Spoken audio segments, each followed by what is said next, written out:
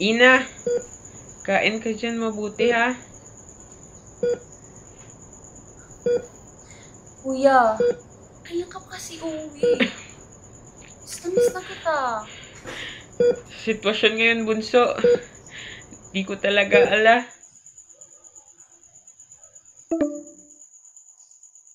Kuya? Kuya? Ay, bye, kuya. Ay, tama pala.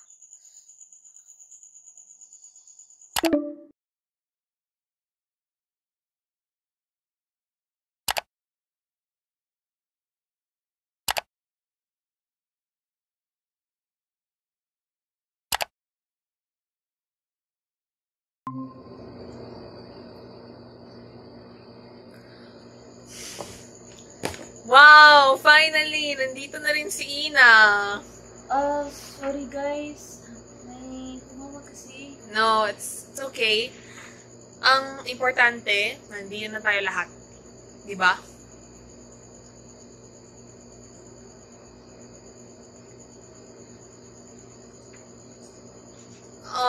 So, anyway, guys, tapos na ba part niyo sa chapter 3? Yeah, konting edit na lang tapos na. Same. Ikaw, Ina?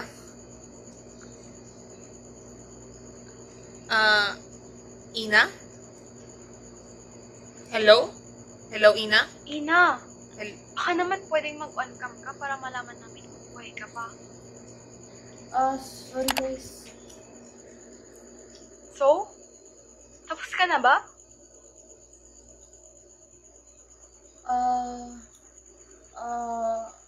So wala pa?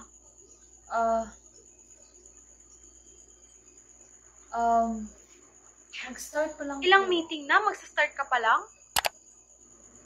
Alam mo, pagod na ako. Ilang beses na ako nagtitimpi. Ilang beses na rin kitang pinagbigyan pero puro ka na lang excuse. Malapit na ang deadline tapos ngayon ka pala magsisimula. At ano, na-late ka kasi may katawag ka? Ina, may sariling buhay din kami. Marami rin kaming gustong gawin pero nakita mo ba kaming malate sa mga meeting ng paulit-ulit para sa mga walang kwentang rason? Please naman, huwag naman tayo masyadong insensitive. Hindi porket magkaibigan tayo, pwede mo nang sayangin yung oras namin ng ganito. You know what? I'm done. Mukha naman wala kang pake at laro lang to sa'yo. I've done my part. Bahala na kayo. So did that just happen? Sorry. Ina, ano ba kasing nangyari? These past few days, palagi ka na lang nalilate sa meet. Kahit sa pagpasa ng requirements. Is there something going on?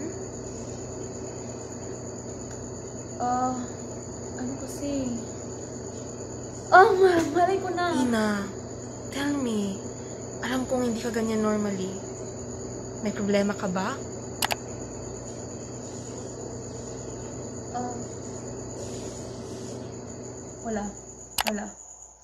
Wala.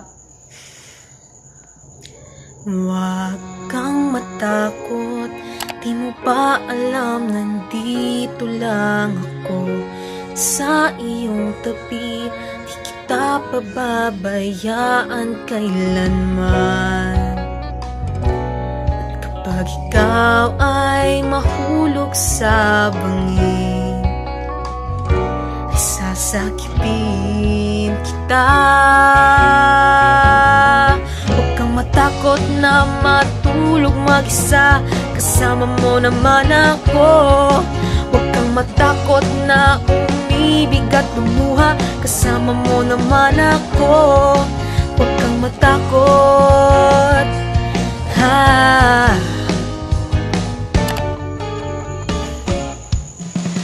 Baka husgahan mo ko. Oo, ni Lucy, pag malaman mo.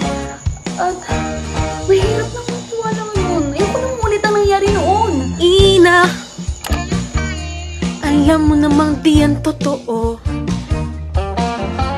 Ina, iintindihin ko ang sitwasyon mo.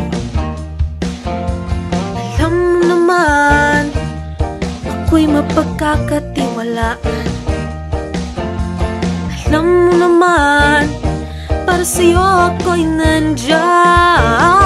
You just look to the left, you just look to the right. Makikita mo naman na hindi pantay-pantay na. Hey, everything's gonna be okay. Bakit ba sila ganyan? Puno ng galit ang isipan. Ba't ba tayo ganito? Walang galang sa kapwa-tao.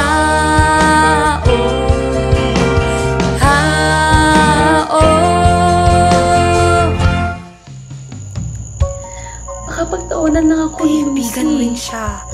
Tsaka sa akin lang kung kaibigan mo. Makikinig Pero sa'yo. kung sasabihin ko ang problema ko, baka ayaw niya akong paniwalaan. Huwag kang matakot, dahil ang buhay mo'y walang katapusan. Makapangyarihan ang pag-ibig na hawak mo sa iyong kamay. Ikaw ang Diyos at Reyna ng iyong mundo. Matakot sila sa'yo. Salamat, Angel. Huwag kang matakot na matulog mag-isa, kasama mo naman ako. Huwag kang matakot na umibig at lumuha, kasama mo naman ako. Huwag kang matakot na magmukhang tanga, kasama mo naman ako. Huwag kang matakot sa hindi mo pa nakita, kasama mo naman ako. Huwag kang matakot, ha. Sige, eto na. Sabihin ko na. Pagod lang kasi ako. Pagod na pagod. Nahihirapan ako sa sitwasyong meron ako ngayon. Simula nang mag-umpisa ang pandemya, patong-patong na mga problema dumating sa pamilya namin. Sa akin. Lalo na kay Kuya. Siya lang ang karamay ko. Lagi siyang nandun para sa akin. Inintindi ako.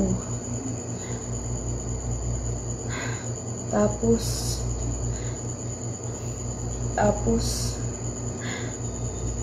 Why? What happened to your kuya?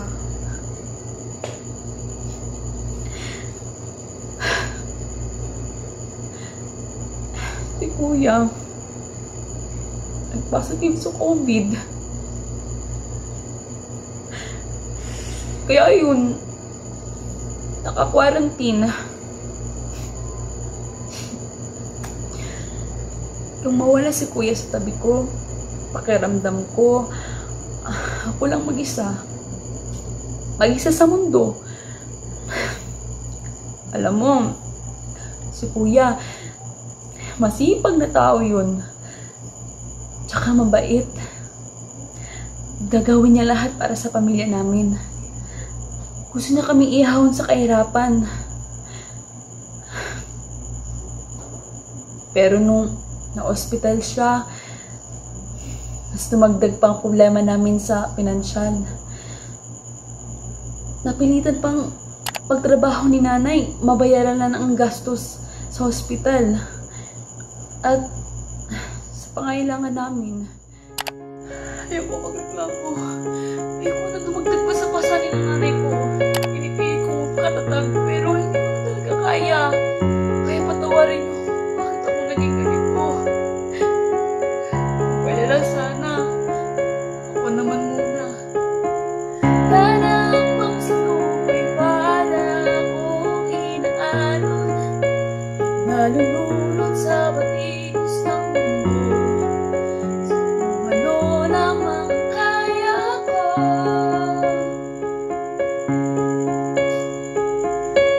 Ikaw ang bigat sa mga problemang di masolusyonan agad. Parang wala nang bukas. Pwede bang umiwas?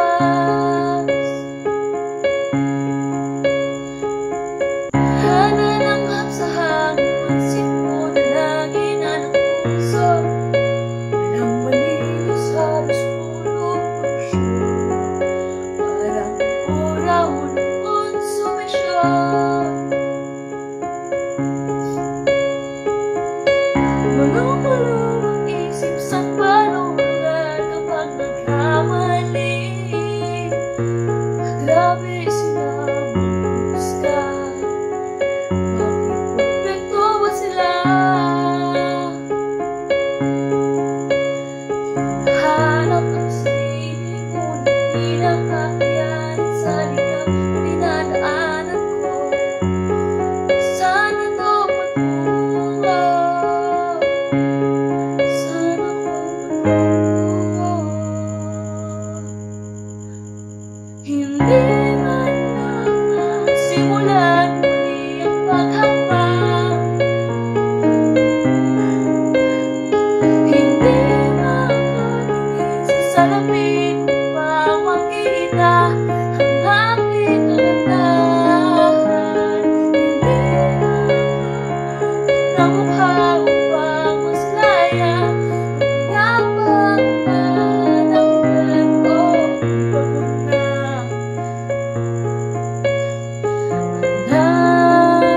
Nag-isa, pwede sana sabihin muna.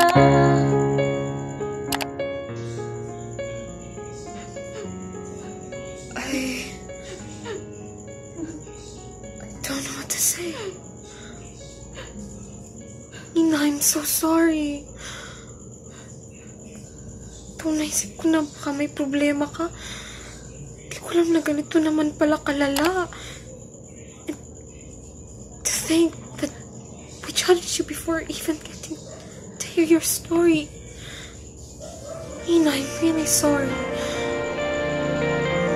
Right now you must feel like the world's against you. Everything's so out of place, so out of control, but you have to stay strong, okay?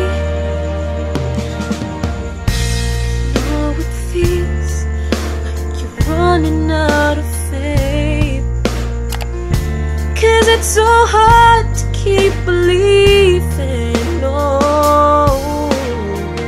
But if I can bring a smile back to your face for a moment, you'll forget all about it. Oh, I'll be the angel by your side. I will get you through the night. I'll be the strength you can't provide on your own. 'Cause when you're down and out of time, I think you lost the fight. Let me be the angel by your side. 'Cause this won't be the last time you need a little hope. But I wanna be the first to let you know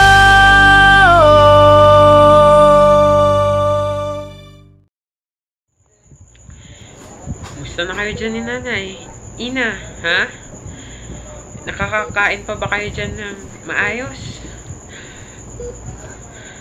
Okay naman kami dito, kuya. Ikaw, magaling ka ha? Kasi ikaw yung nasa hospital. Sorry talaga, Ina, ha? Naging pabigat pa ako sa inyo ngayong nagkasakit ako. Sana lang naman di ako mawala na maaga. Ano ka ba, kuya? Huwag kang magsalita ng ganyan. Pero sa totoo, di ko talaga alam kung hanggang kailan pa ako tatagal. Kaya dapat masanay na kayo na wala ako. Alam mo naman, kuya, ikaw lang kuya sa isa kong kapatid. Ikaw lang yung masasandalan ko. Ang hirap kasi sa sitwasyon ko ngayon. Nawawala na ako ng pag-asa. Lumaban ka, kuya. Para sa aming nanay. At higit sa lahat, para sa sarili mo. I'll be the angel by your side. I will get you through the night. I'll be the strength you can't provide on your own. 'Cause when you're down and out of time, you think you lost the fight. Let me be the angel by your side. Let me be the angel by your side. Oh, the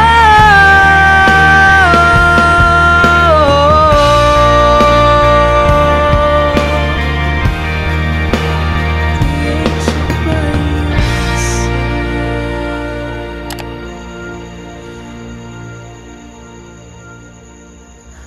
Ina, I'm sorry we weren't there for you when you needed us. But I promise you, this time, I'll be there for you. Okay? Maraming salamat talaga, Angel, ha? Kundi dahil sa'yo, malamang mabigat pa itong nararamdaman ko ngayon. Maraming salamat din dahil pinakinggan mo ako. Nandyan ka para sa akin. Ina, hindi mo kailangan magpasalamat sa akin. Ito ang matagal na dapat namin ginawa para sa'yo. And don't worry about Lucy. Nasabi niya lang lahat ng yun kasi stress na rin siya sa grades niya. Kilala mo naman siya, super grade conscious. Ako nang bahala sa kanya, okay? I'm sure she'll understand. Angel! Alis na tayo!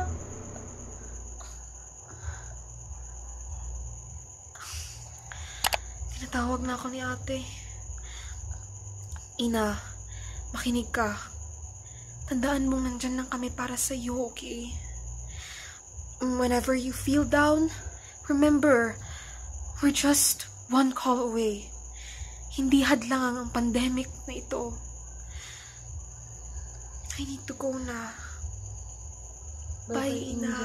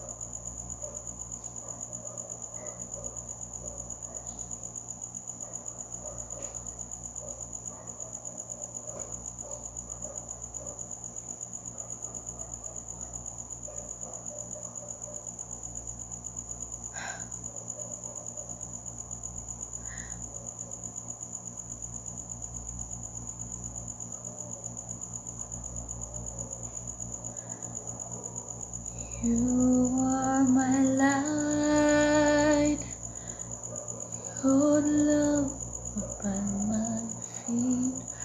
All the times, my Lord, I need you there. You are my light, I cannot live alone. Let me stay by your guiding love all through my life. Lead me, Lord.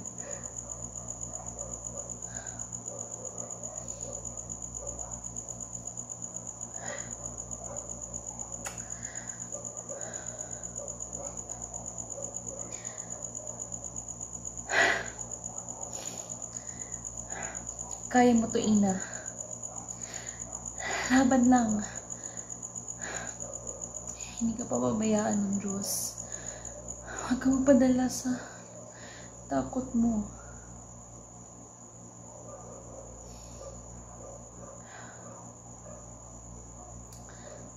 Matapang ka, Ina.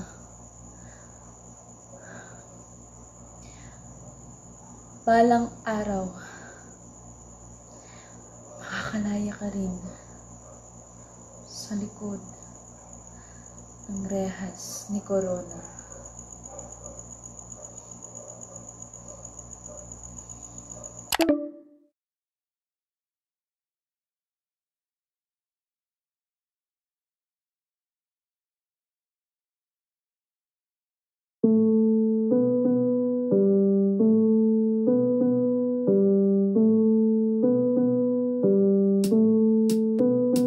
Ang mundo na puno ng saya at liwanag, napalitan ng pikati at kalungkutan.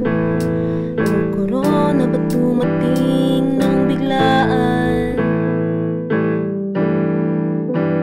Sa bintana